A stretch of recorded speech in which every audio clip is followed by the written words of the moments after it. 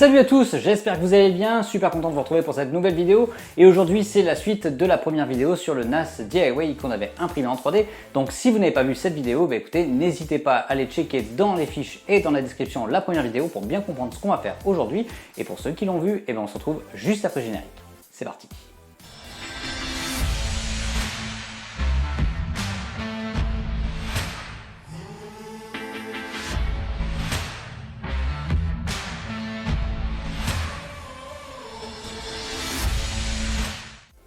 Dans la première vidéo, on a vu comment assembler toutes les pièces dont on avait besoin, notamment des connecteurs, récupérer une alimentation et des disques durs pour en faire finalement un gros boîtier 3 disques durs à connecter de manière filaire à un ordinateur. Mais ce qui est plus intéressant, c'est de pouvoir accéder à nos données et tout ça de manière distante sans être connecté de manière filaire à notre boîtier et c'est exactement ce qu'on va faire aujourd'hui. Alors les plus puristes d'entre vous me feront remarquer que la plupart des NAS sont équipés d'un système de sécurisation des données qui permet de faire une copie d'un disque vers un autre afin d'éviter toute perte de données en cas de crash d'un des disques durs.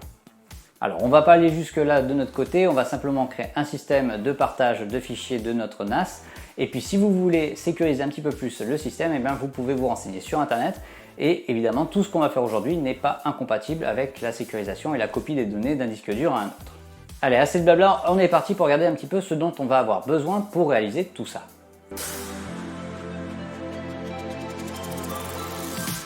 Alors au niveau matériel, on va avoir besoin d'une seule et unique chose, c'est ce qui va nous permettre de faire le partage entre nos disques durs et le réseau, et pour ça on va utiliser un Raspberry Pi. Un Raspberry Pi, c'est ça, c'est tout simplement un micro-ordinateur contenu dans une toute petite carte électronique, donc ça va être parfait puisque vous voyez c'est tout miniaturisé, ça tient dans la paume de la main et ça va être parfait pour rentrer dans notre NAS.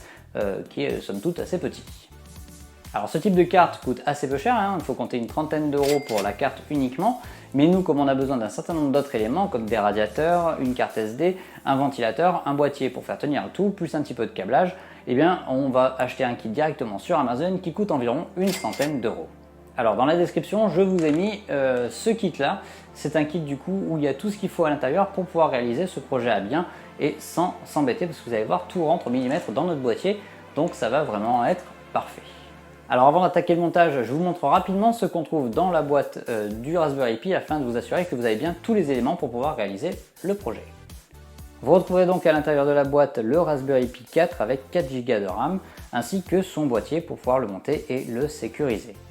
Un ventilateur de refroidissement, 3 dissipateurs thermiques qui sont déjà collés sur la carte ici, une carte SD, une clé USB pour pouvoir effectuer des modifications sur la carte SD, des vis de montage, 2 câbles HDMI pour pouvoir avoir un retour sur un écran, et enfin une alimentation 5 volts qui nous sera totalement inutile pour ce projet. Allez, maintenant qu'on a vu tout ce qu'il nous fallait, il est temps de passer au montage, et vous allez voir, ça va être relativement simple.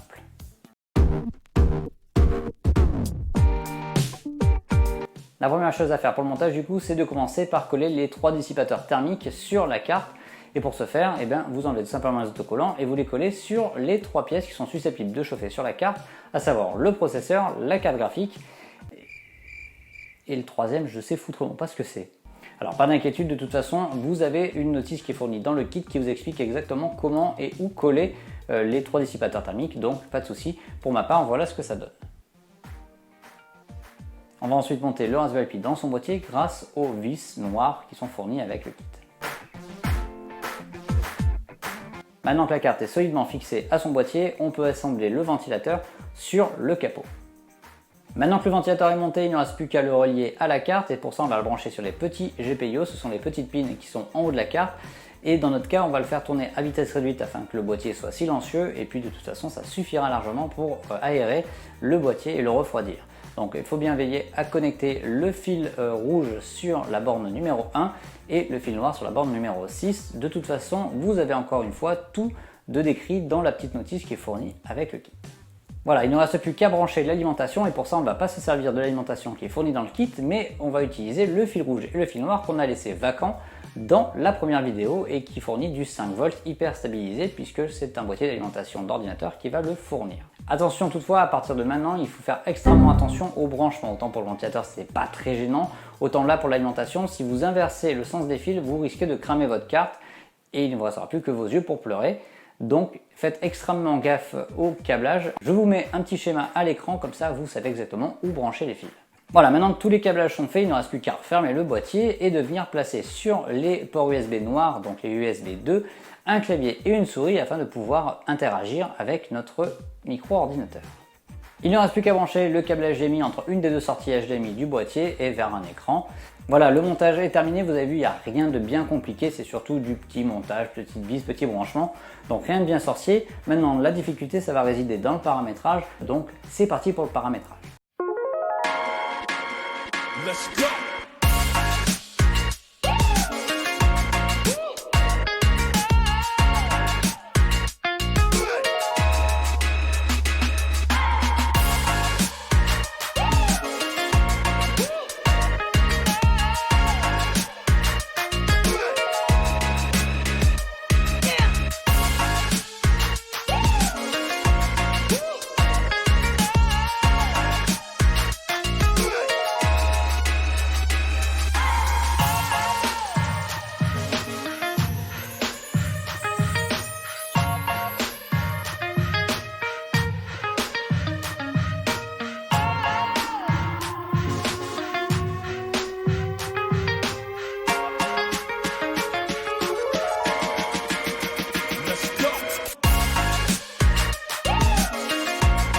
Voilà, la configuration du NAS est maintenant terminée, donc on va pouvoir tout débrancher, ranger proprement dans le boîtier et puis voir comment on va accéder à ces données.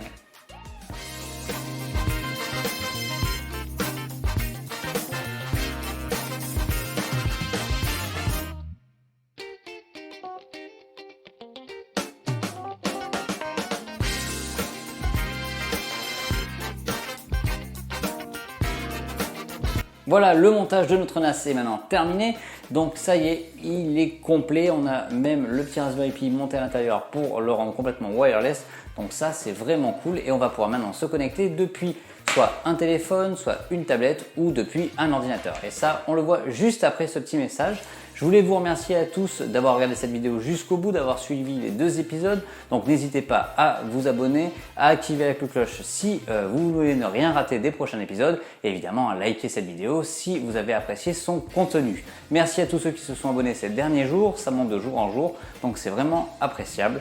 Et encore merci à tous ceux qui laissent des petits commentaires pour me remercier pour les vidéos, ça me fait vraiment plaisir. Allez, on se lance sur le test, juste après le petit générique.